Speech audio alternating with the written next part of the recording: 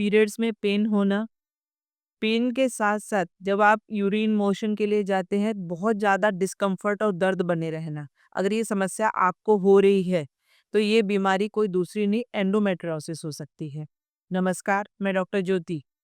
Endometriosis के बारे में आज हम डिटेल में जानेंगे। आयुर्वेद में इसके क्या रेफरेंस है और इसकी चिकित्सा आयुर्वेद में संभव है कि नहीं है।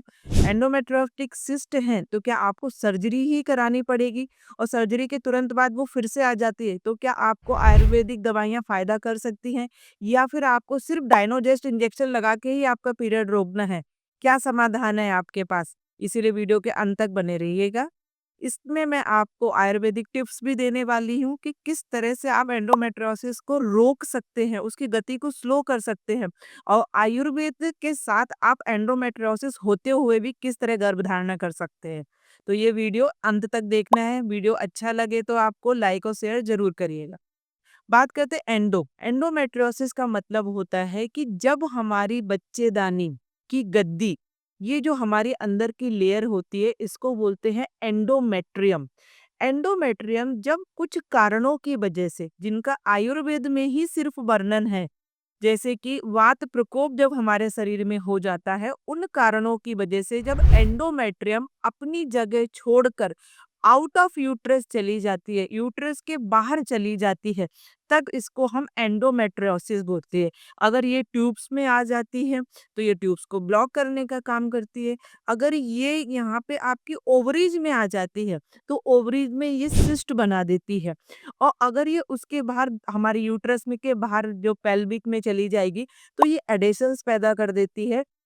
क्योंकि एंडोमेट्रियम का काम क्या है, ये एक वेस्कुलर लेयर है, मतलब हाई ब्लड सप्लाई वाली लेयर है। इस लेयर का काम होता है कि ये या तो पीरियड्स के समय आपकी ब्लीडिंग के फॉर्म में सेड ऑफ हो जाएगी, और अगर आफ्टर पीरियड्स ओवुलेशन के समय जब फर्टिलाइजेशन हो जाता है और गर्भ धारणा हो जाती है, तो एंडोमेट्रियम आपके गर्भ का पोषण करने लगती है। लेकिन आयुर्वेद में बताया गया है कि अगर आप की बॉडी में वात प्रकोप बहुत ज़्यादा हो जाता है, तो उसकी वजह से ये अपनी जगह छोड़कर, अपान वायु की दुष्टि की वजह से ये अपनी जगह छोड़कर दूसरी जगह में फैल जाती है। इसका आयुर्वेद में आचार्य चरक ने जो वर्णन किया है, वह योनि रोग अध्याय में उदावरता योनि के नाम से इसका वर्णन है, मतलब अपनी जगह छोड़ के दूसरी जगह चले जाना। और इसमें जो एक इसका जो लक्षण है, जो सिम्टम है, वो है पेन। इसीलिए मैं हमेशा कहती हूँ कि अगर ड्यूरिंग साइकिल आपको पेन है, तो आपको उसको बिल्कुल भी इग्नोर नहीं करना है। अधिकतर मेरे पास गर्ल्स या महिलाएँ आती हैं, वो बोलती हैं कि हमने बहुत सारे डॉक्टर्स को बताया था कि पेन है, तो वो बोलते हैं कि पेन अपने होता ही है, ये नेचुरल है, या फिर आपकी मैरिज के बाद खत्म हो जाएगा, या फिर आप कोई एनाल्जेसिक ले लीजिए, कोई पेन किलर ले लीजिए। नहीं, आपको ये सब नहीं करना है। पेन एक सिम्पटम है, एक लक्षण है, जो आपको इंडिकेट कर रहा है कि आगे कोई बड़ी पैथोलॉजी होने वाली है, तो दर्द को अनदेखी नहीं करनी है। ये एंडोमेट्रियोसिस का एक बड़ा सिम्पटम है। कल की ही अगर मैं आपको बात बताऊं, तो मेरे पास एक पेशेंट आई थी जिसकी 26 एज थी और उसको लास्ट 3 ईयर से पेन हो रहा है, जबकि उसको सिर्फ 21 डे वाली पिल्स ही सजेस्ट करी जाती हैं कि भाई सिस्ट बन रही है, आप पिल्स खाओ तो आपका पीरियड रेगुलेट हो जाएगा। और लेकिन उसके दर्द में किसी तरह का कोई भी बदलाव नहीं आया है। तो उस पेशेंट को मैंने ये सजेस्ट किया कि बहुत बार एंडोमेट्रियोसिस हमें सोनोग्राफी में रूल आउट नहीं हो पाता है। तो उसके लिए हमें एमआरआई पेल्विस विद कंट्रास्ट कराना बहुत ज़रूरी है कि उनकी जो एंडोमेट्रियोसिस अगर हो रहा है, तो उसके इम्प्लांट्स कहाँ-कहाँ पे है हमारी पूरी पेल्विक कैविटी में। कहीं उसने रेक्टम के बीच में तो एडेशंस नहीं बना दिए, क्योंकि जो हमारा यूट्रस है, ये रेक्टम मतलब जो हमारी बड़ी आंत रहती है, जहाँ पे मल प्रवृत्ति होती है, मल बनता है वो, और हमारे ब्लैडर उसके बीच में फँसा हुआ रहता है। ब्लैडर मतलब जहाँ पे पेशाब की थैली रहती है।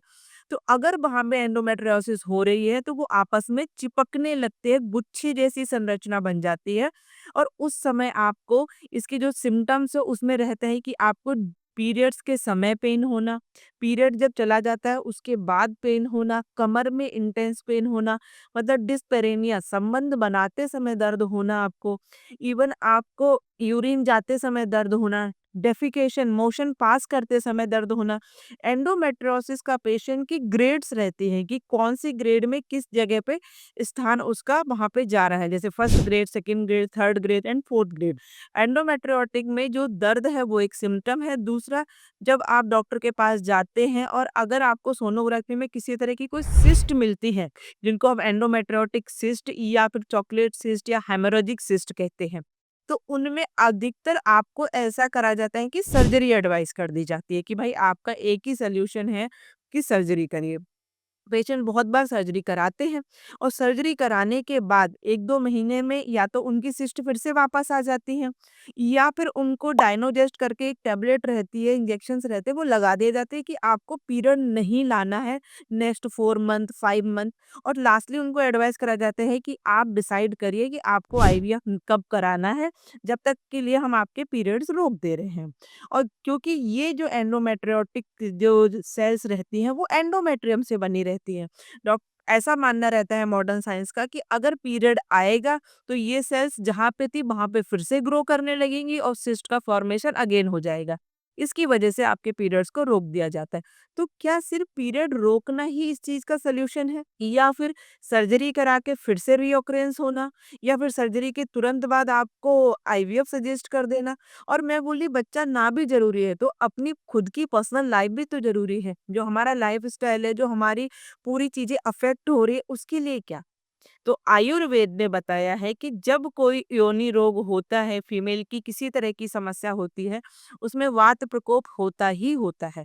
तो वात प्रकोप की वजह से हमारे अपान वायु की गति दुष्ट हो जाती है, अवरोध हो जाता है उसमें और उसकी वजह से हमारी जो एंडोमेट्रियम है उसकी गति विपरीत हो जाती है, जहाँ उसको नहीं रहना चाहिए वो वहाँ पे चली जाती है। तो इसके लिए आयुर्वेद में जो कारण बताए हैं, उनका कारण है कि अगर हम रात में बहुत ज़्यादा रात्रि जागरण करते हैं, आजकल ये बहुत देखने में आया है कि लोग 12-1 बजे तक तो जगते ही रहते हैं और उसको वो बहुत नॉर्मल रूटीन मानते हैं, रात्रि जागरण करना ही। और सबसे बड़ी जो वजह है, उसमें कि हमारे वेग विधारण करना, वेग विधारण का मतलब होता है कि हमें यूरिन, मोशन, छींक, जो भी वेग प्राकृत वेग है ना, ये नेचुरल अर्जेज है, इनको हमें पास करना ही चाहिए। लेकिन कभी हम ऑफिस में हैं, कभी किसी मीटिंग में हैं, कोई प्रेजेंटेशन चल रहा है, तो हम यूरिन मोशन, छींक इन तरह के वेगों को रोक लेते हैं, जबकि ये अधारणीय वेग बताए गए आयुर्वेद में, इनको धारण नहीं करना है। तो उसकी वजह से हमारे शरीर में वात प्रकोप हो जाता है। या फिर हम अध्यसन करते हैं, मतलब हमने कुछ खाया, थोड़ी देर बाद फिर से कुछ खा लिया, बार बार हम खाते हैं जबकि हमें जरूरत नहीं है, जस्ट फॉर मंचिंग हम खाते रहते हैं।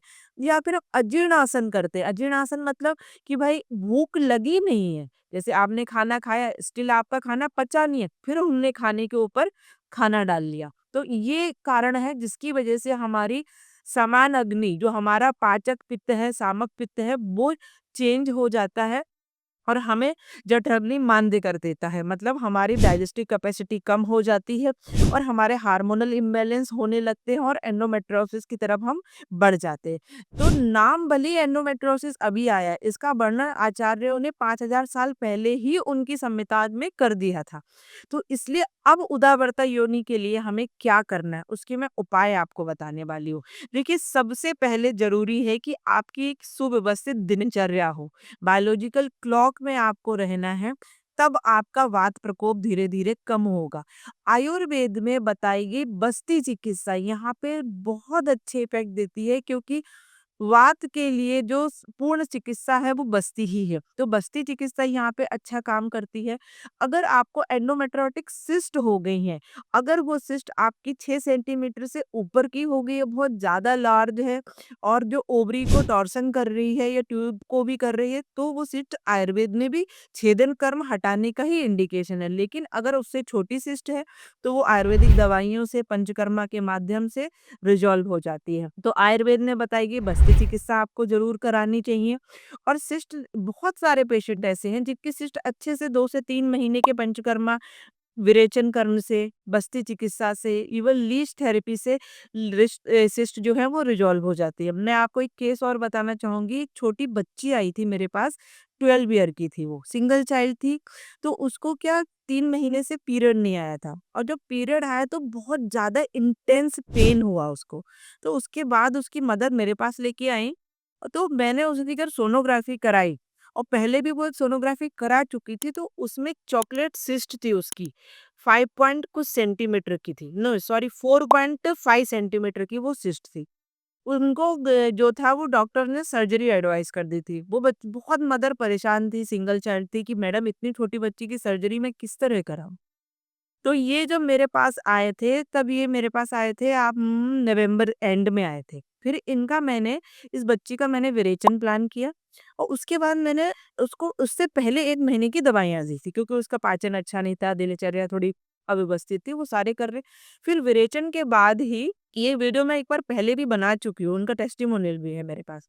तो उस समय मैंने उन जनवरी में उनका विरेचन हुआ और फिर वो लोग इंदौर से लखनऊ मूव कर रहे थे। तो मैंने उनसे बोला कि मैम वहाँ से 2 महीने बाद हम फिर से सोनोग्राफी रिपीट करेंगे और आप मुझे रिपोर्ट भेजिए। तो उन्होंने बोला मैम मैंने आपको बताया नहीं था लेकिन मैंने कल ही सोनोग्राफी करा ली थी, जिसमें सिर्फ़ एक विरेचन से जो सिस्ट 4.5 सेंटीमीटर की थी वो घट के 2.6 सेंटीमीटर की हो गई थी, सिर्फ़ एक सिंगल विरेचन से। उसके बाद वो बच्चे और मदर दोनों बहुत अच्छे से मतलब मोटिवेटेड हो गए थे कि जब 1 महीने में इतनी घट सकती है तो ये सिस्ट रिज़ॉल्व हो जाएगी। फिर 2 महीने का और मेडिकेशन उसको दिया मैंने यहाँ से सिर्फ़ भेजा ही था क्योंकि वो लोग यहाँ से इंदौर से जा चुके थे और मार्च में जब हमने उनकी सोनोग्राफ़ी कराई थी तो बिल्कुल नॉर्मल यूएसजी आई थी। उसमें कोई सिस्ट नहीं थी।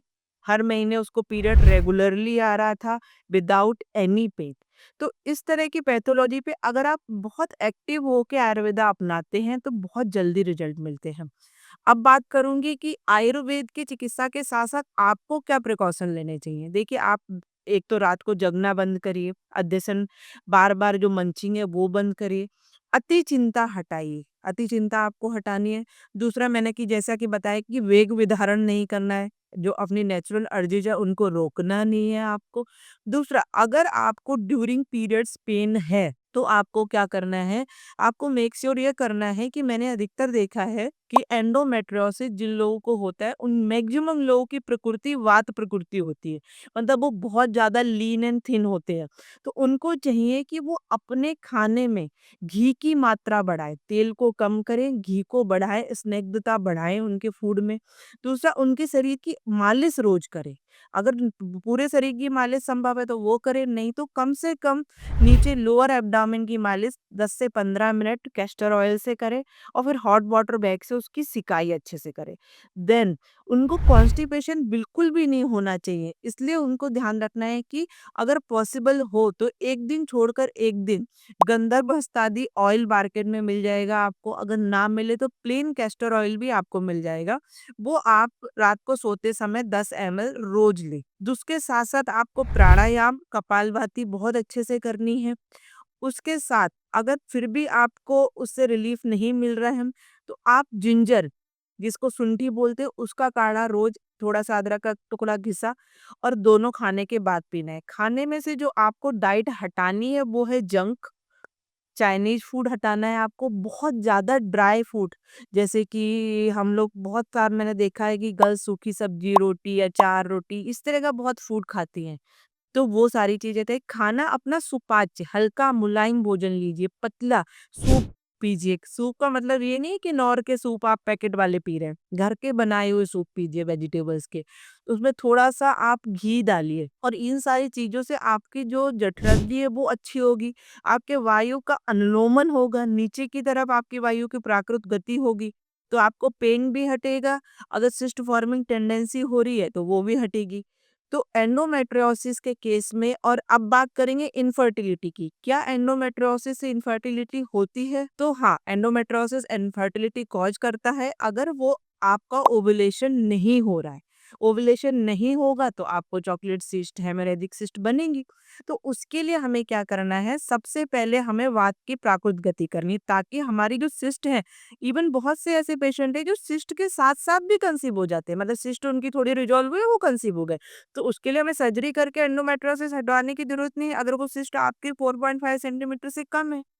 तो आपको ओव्यूलेशन मेक श्योर करना है कि ओव्यूलेशन हमारा होना चाहिए।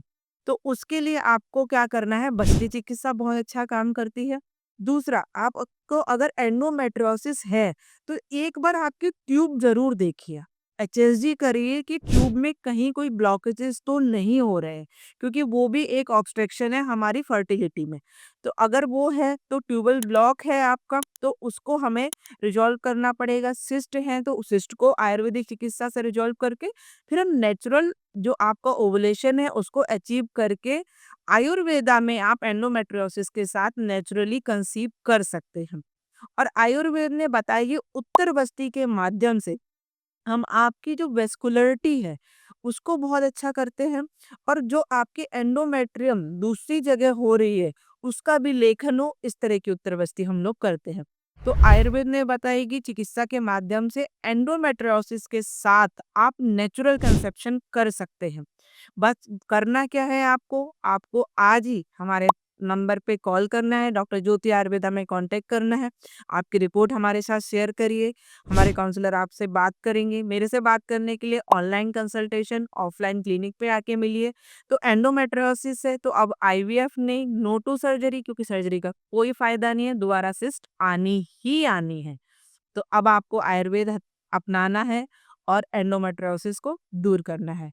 चैनल को लाइक जरूर करिए, सब्सक्राइब करिए, ताकि नेक्स्ट जो वीडियो बने वो की जानकारी सबसे पहले आपको मिले। चैनल को लाइक और सब्सक्राइब करना बिल्कुल फ्री है। और बस हमारे साथ आप नन्ही खुशियों की तरफ एक कदम बढ़ाइए। नमस्कार।